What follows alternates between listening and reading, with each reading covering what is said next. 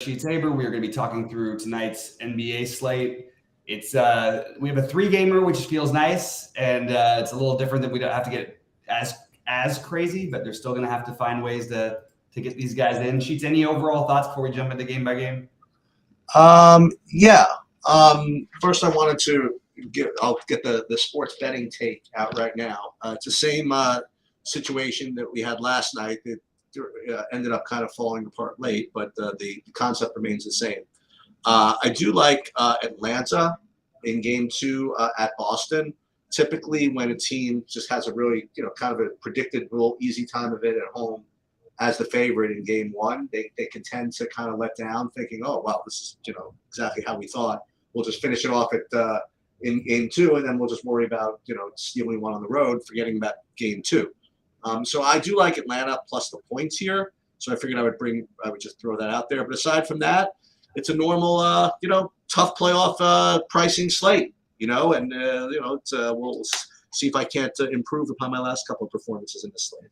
Well, I have to say, yesterday I really do feel like you got robbed because Brooklyn did what they could do. You know what I mean? They should have been there. They were leading most of the game, and I felt like you got robbed on that bet last night. However, on tonight's particular slate, I'm going to, for DFS and regular purposes, I'm going to think Boston is going to beat the hell out of them. I just don't think this is like a fair match. I just think that you're going to just see Boston roll them over in the series. Maybe Atlanta can squeak out a game at home.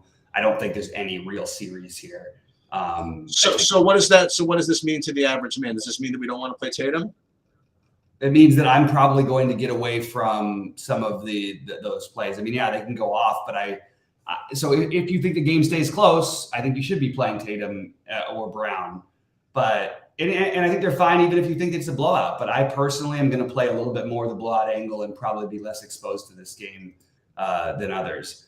But that's just my take. It doesn't mean we can't play guys here. So who do you like from a DFS perspective? From a DFS perspective, the top. Pulling your screen up, or do you want me to do? Oh yeah. Hold on a minute. Yeah. We can make our dollar bet here, Sheets. That means one of us has to win. Yeah, that's fine. What am I getting? 8? What am I getting? 8 or something? 10.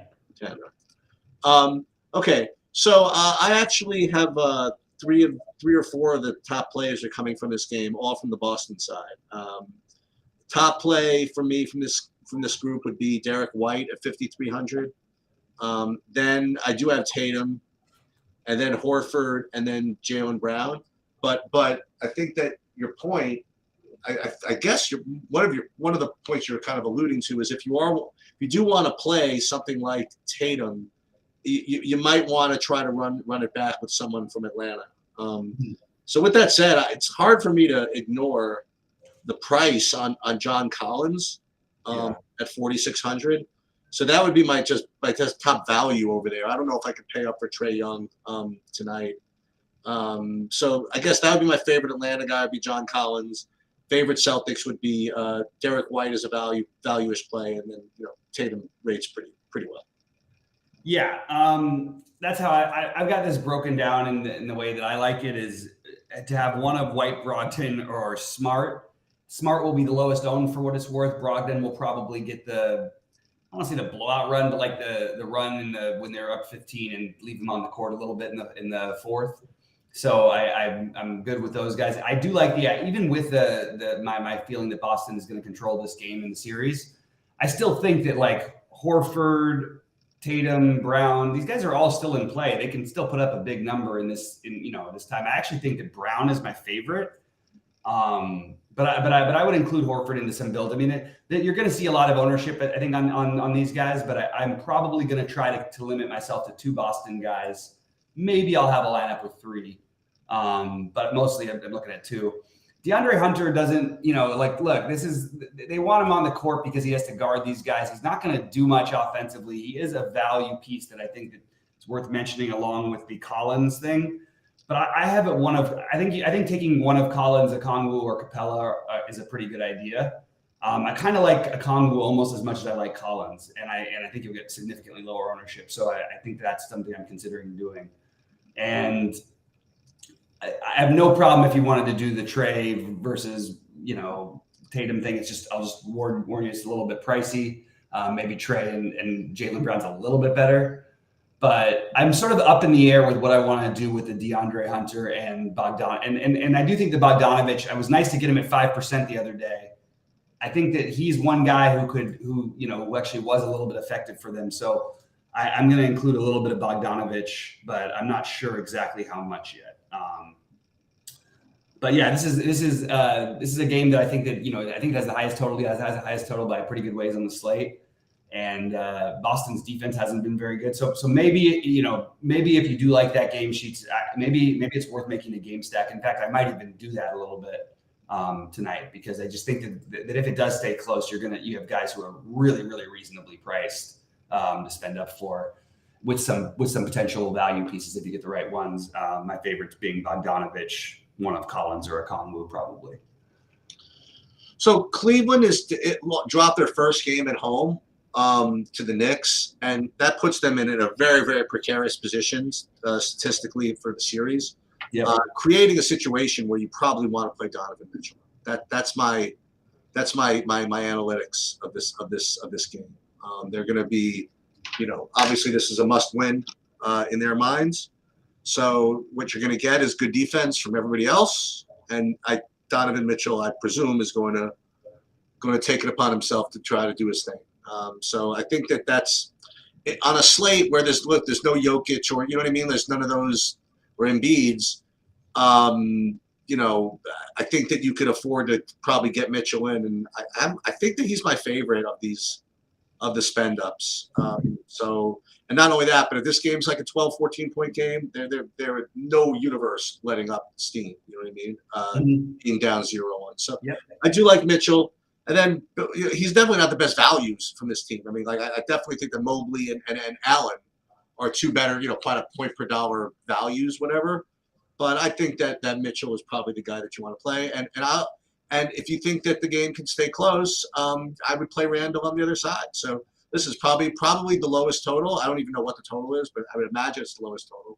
But I know where the shots are coming from both these teams in this game. So Mitchell, Al, and Randall, I would have no problem playing those two. Yeah, to be honest, I think I like Brunson better than Randall, like straight up. Like I think he's a better play. This is not a good match. I mean, this is a horrible matchup for Julius Randle. He got off to a good start the other game, and they just completely shut him down afterwards. I think that it's the worst matchup in the NBA. So I can't get to Randall personally. And I understand he's 8,600 and all that stuff, but I think if I was going to run it back, I'd be running it back with Brunson, who I actually like quite a bit. And I'm going to have to stick with my take on Randall. Not that he can't get there. I can put in both. What's that? I mean, yeah, maybe, but like and fair enough. But I'm more okay with the Brunson side of it. Although it's harder for him to get to the basket here too. So, Cleveland's a very good defensive team, as are the Knicks, currently constructed. Yeah. Get weird play would be Isaiah Hartenstein. Not even that weird. I actually think he's a reasonable play. I think he's a value that you should consider today. What's the spread in this game? 7 or something? The spread is I think it's less than that. It's like 5.5. But I mean, Cleveland is still inexperienced playoff wise outside of Donovan Mitchell. This is what I'm struggling with. Donovan Mitchell got his price lowered. He's 9,200 after putting up the highest scoring fantasy game of the playoffs. Is that right so far? 66 the other night.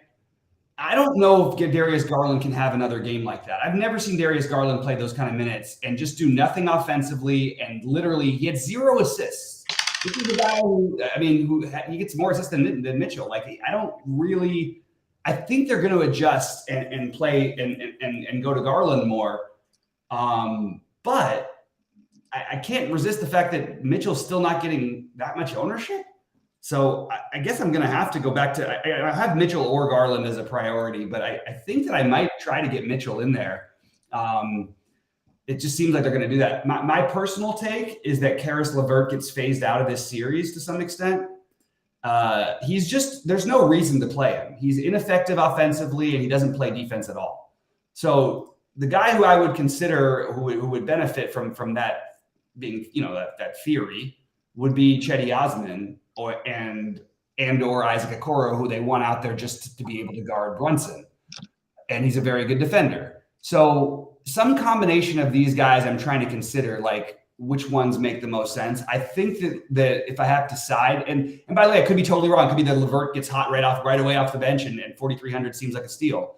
But I like the idea of taking the shot on either Osman or Okoro, and assuming that they do realize at some point this coach realizes, like, look, Karis LeVert ain't helping us any. He really isn't, unless he just gets hot, and they don't really need that type of heat check guy when you've got Mitchell and Garland. So, and even Mobley to that point. I prefer Mobley over Allen, but I think both are solid. So that's what I'm going with in this game. One of Mitchell or Garland. I like the idea of the Okoro or Osman to get a little different. And then one of Allen or Mobley.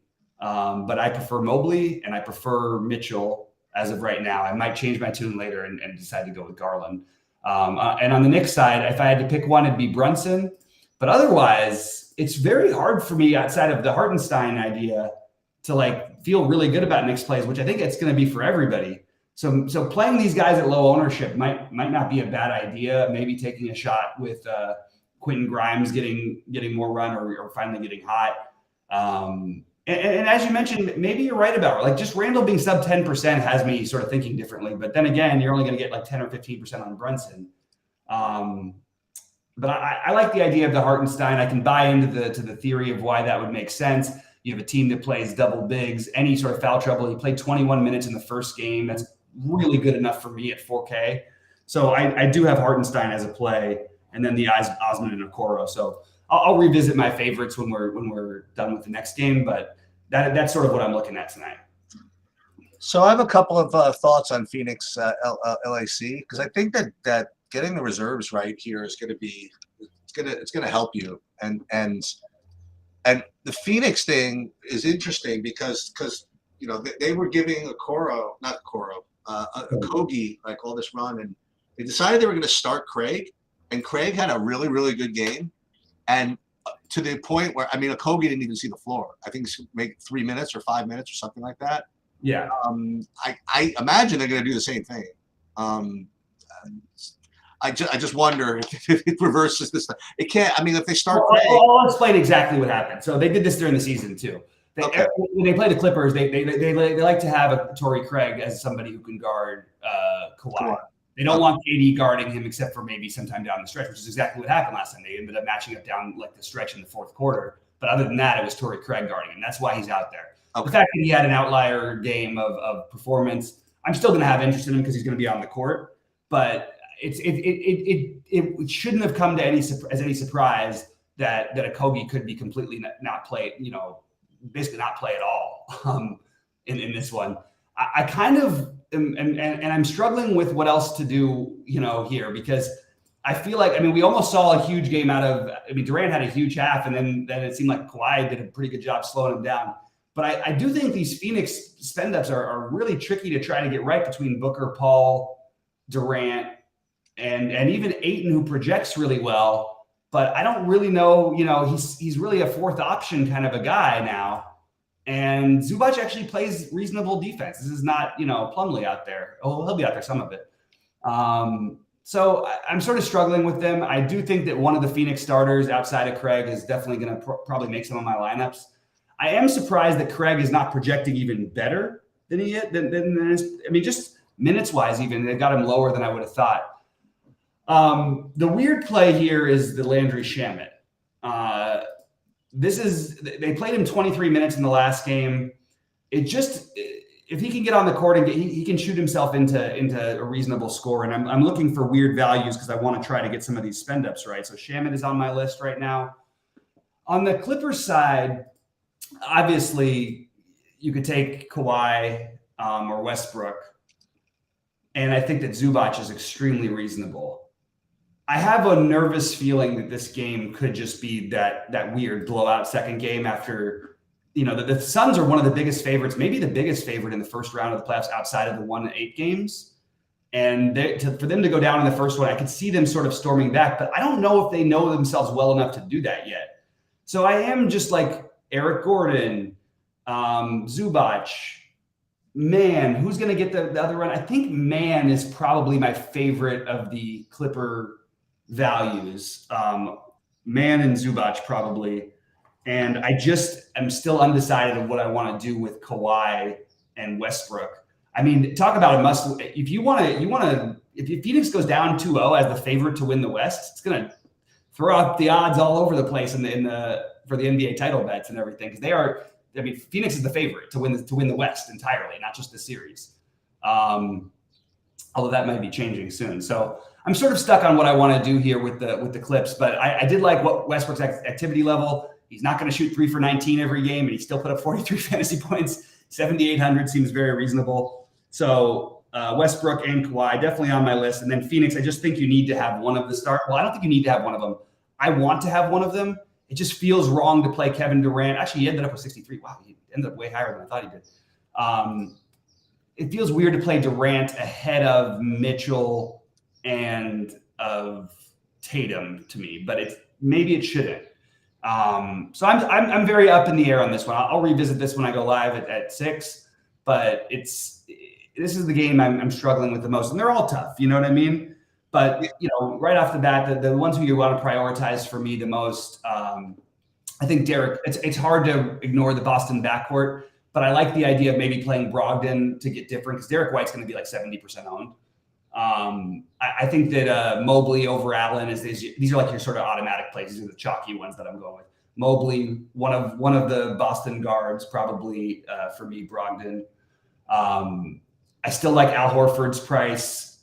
One of Garland or Mitchell are definitely going to be in my lineup, whatever big lineup I play today.